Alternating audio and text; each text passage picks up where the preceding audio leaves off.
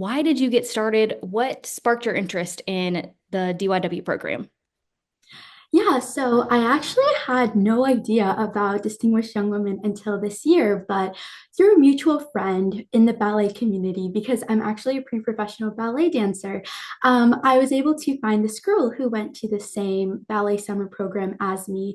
And just through her Instagram, I was able to find that she was a state representative of her state. And the big thing about dance and the dance community are there are very few girls that actually go to full-time school when they pursue it at such a high level.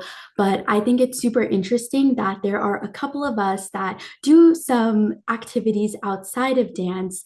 And I began to get a little curious about the program because I knew that she did a lot of community service stuff and she was pretty academically involved in her school. So when I got to research more about the program, I feel like it aligned with a lot of what I was doing as well. And one of my favorite parts of Distinguished Young Women is it just accounts for so many different aspects and parts in the competition itself. And even preparing for the competition, I feel like I was able to improve all aspects of myself, not just academic or in an interview, but things like fitness and perfecting a talent. And I feel like it was just such an enjoyable process to learn. And I feel like there's so many opportunities to grow with the program. So, yeah, that was how I came to discover a distinguishing woman. Well, that's awesome. And it's incredible that you've sort of taken this on in such a great spirit, a great mindset.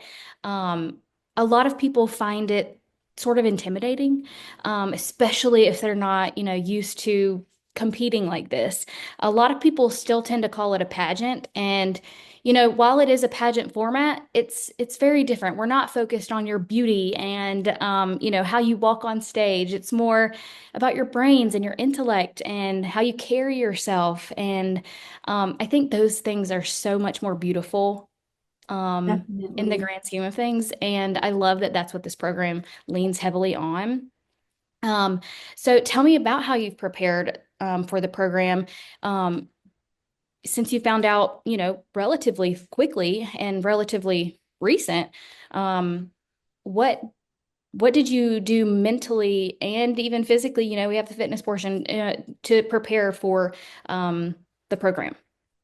Yeah, obviously, going in at first, I could definitely relate to a lot of people that might be more scared and apprehensive of joining the program because I knew that there were so many other amazing women, young women competing in New Jersey. But I think what I actually went into the competition kind of with I have no expectation of winning, but it's more for personal development because the months and the weeks leading up to the state program, I was able to actually improve on so many aspects of myself. But for me, it was mainly interview and self expression. So I'd have done a couple of interviews before, especially college interviews in the month of January and February. But I began to kind of get in my head about how good of an interviewer I was.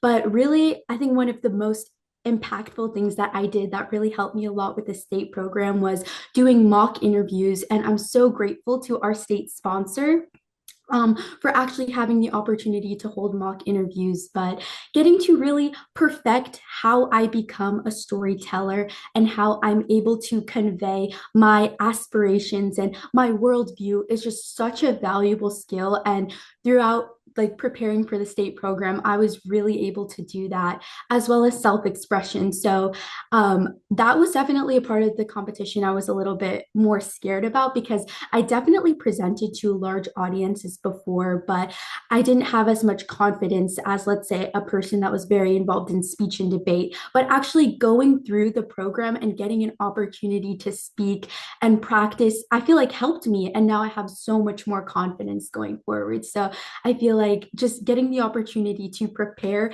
and creating set schedules for myself in preparation for the state program definitely helped me a lot. So I mean, that seems like you really, oh, and I guess I should let everybody know I brought Brady along for the interview. Um, you prepared so well. And I think that a lot of times we get in our minds and we get in our heads and we're just, that's too much. I can't do it. I have a lot on my plate. Um, But I keep saying this to so many people, so many of the girls that I'm talking to. it may sound intimidating and it may sound so scary if you're not used to doing something like this, but we can do hard things. And Yes. it's so special to see like it all come to the end and you're like, wow, I gained so much. And I think one of the conversations that I had a few days ago, one of the girls said something really enlightening, and it was just that you go through this program to learn. You know, you're not full of this knowledge already and Yeah. expected to be so perfect. And I really took that to heart because it's so true. This is something that you're going through to learn and to develop these great skills, and you wouldn't have had the chance without the program. So it's very cool to see the different ways and methods that all of you are taking and growing. And it's so cool. And so one of the programs that we do to help you guys grow and build and become better young women is our Be Your Best Self program. And Mhm. so I've asked a lot of the girls, what, how are you trying to be your best self every day? There's different tiers, and they're all equally important, and they all sort of fall under the same umbrella, and they sort of overlap a lot, but they're each equally important. So, is there anything that you're doing that is helping you to be your best self, or is there one part of that tier that you're like, I'm not so good at that, but I'm really trying hard, and I'm gonna do better? How are you taking on the Be Your Best Self sort of initiative challenge? Yeah, for me, I'd say the two that are really have really spoken to me throughout high school and what I've really put my effort into is both being healthy and being ambitious. And they kind of go in conjunction with each other because I am a pre-professional dancer, and but my story to dance was pretty unconventional, and that's where kind of being ambitious comes in because I started dance pretty late at around 12 years old. And so when I first started, I was really recreational, only taking one class a week. But when COVID happened and everything shut down, I had all this free time and I started spending a lot more time on dance, but I didn't really have the resources or really the knowledge to know how to pursue it further and go on to compete at these national and state competitions. But one thing I feel like that has always fueled me in my life is my ambition. So I knew that I was capable of doing more. And if I had the opportunities and the resources given, that I could push myself to greater heights rather than just like my tiny dance school that I was training in, because I used to live in a pretty small town in Georgia. So I feel like constantly making like having my ambition drive me, especially in these pursuits that are healthy, in dance, and pushing myself to not only my physical but my artistic limits allows me to reach new heights. And I definitely think that one thing I'm really looking forward to in Be Your Best Self Week is I would love to go into the dance classes at my middle school that's connected to my high school and teach young girls who are interested in dance the importance of dance in not only staying physically healthy throughout high school, because obviously academics and your other extracurriculars can sometimes be very draining. But for me, I've really found dance is such an amazing creative outlet, but also I want to show them the different opportunities that are found within dance within high school and how they can grow further as artists by providing them like access to different resources, and honestly the amazing distinguished young women program giving them like the knowledge on that. That's so cool because, a lot of times we look to other people to learn, Mhm. and we need that support system. We need examples to, lead us. And without that, it would be incredibly difficult and even more of a challenge. And I think that is something that I love about this program too, is that it is such a sisterhood. Yeah. You're, first of all, when you come here, you're going to meet 49 other amazing women.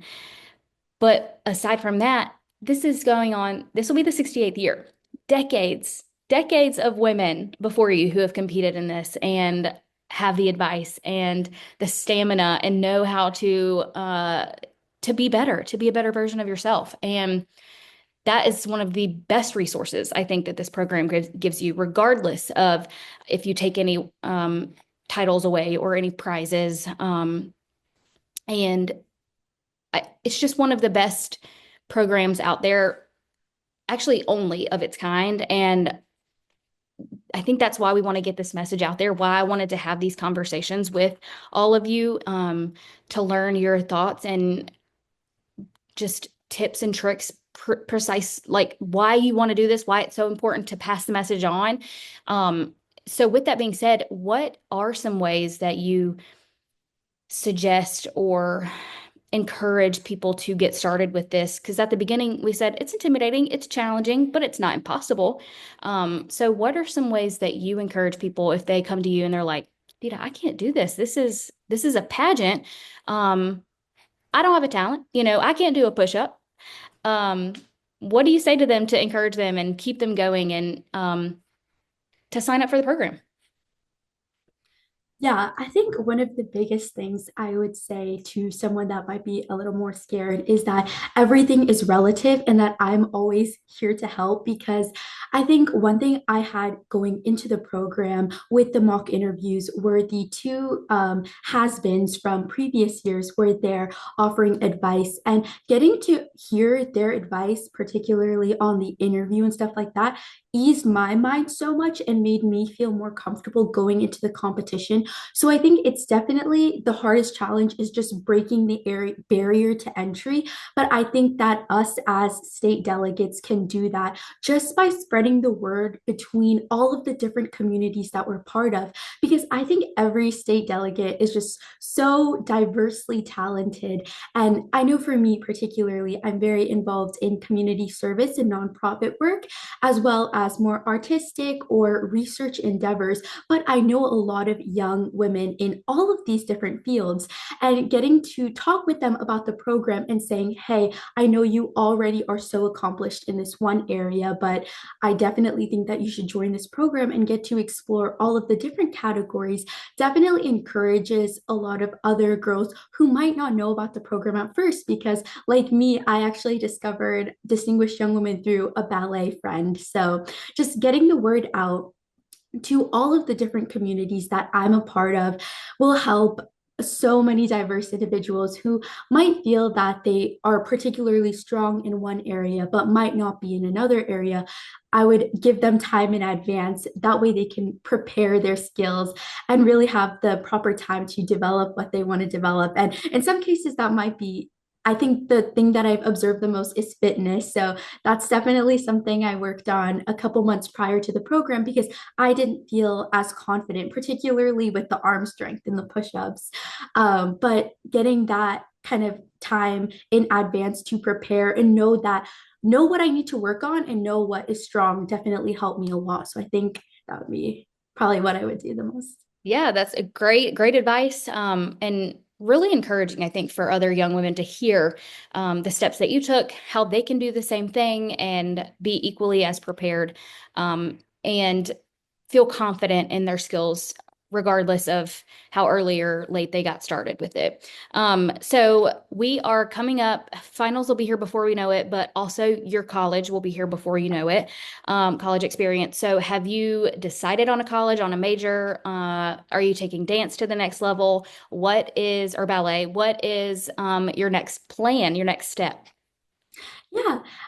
So some of my other college decisions will be coming out at the end of the month, but I would say definitely my top choices right now are Stanford University or Columbia University, because both of those schools have great economics departments as well as computer science departments. Because I'm thinking of studying either economics and computer science double major because I'm really interested in the intersection between those two and kind of economic engineering.